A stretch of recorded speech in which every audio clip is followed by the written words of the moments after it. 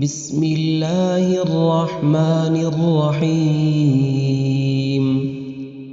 والمرسلات عرفا فالعاصفات عصفا والناشرات نشرا فالفارقات فرقا فالملقيات ذكرا عذرا أو نذرا إنما توعدون لواقع فإذا النجوم طمست وإذا السماء فرجت وإذا الجبال نسفت وإذا الرسل أقتت لأي يوم أجلت ليوم الفصل وما أدراك ما يوم الفصل ويل يومئذ للمكذبين ألم نهلك الأولين ثم نتبعهم الآخرين كذلك نفعل بالمجرمين ويل يومئذ للمكذبين ألم نخلقكم من ماء مهين فجعلناه في قرار مكين إلى قدر معلوم فقدرنا فنعم القادرون ويل يومئذ للمكذبين ألم نجعل الأرض كفاة أحياء وأمواتا وجعلنا فيها رواسي شامخات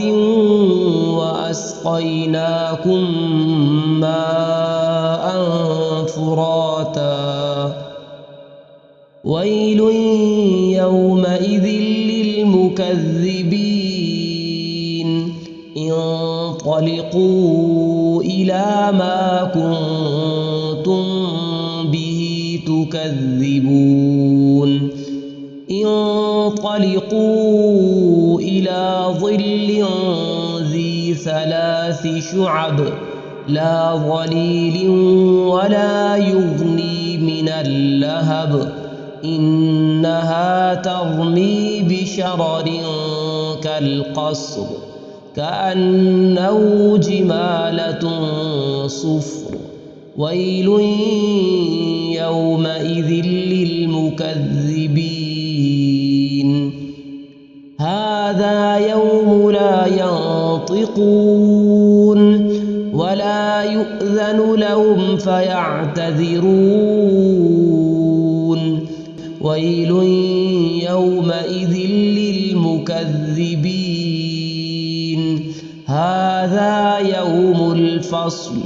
جمعناكم والأولين فإن كان لكم كيد فكيدون ويل يومئذ للمكذبين إن المتقين في ظلال وعيون وفواكه مما يشتهون كلوا واشربوا هنيئا بما كنتم تعملون إنا كذلك نجزي المحسنين ويل يومئذ للمكذبين كلوا وتمتعوا قليلا إنكم مجرمون ويل يومئذ للمكذبين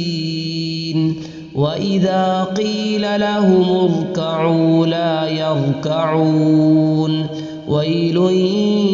يومئذ للمكذبين فبأي حديث بعده يؤمنون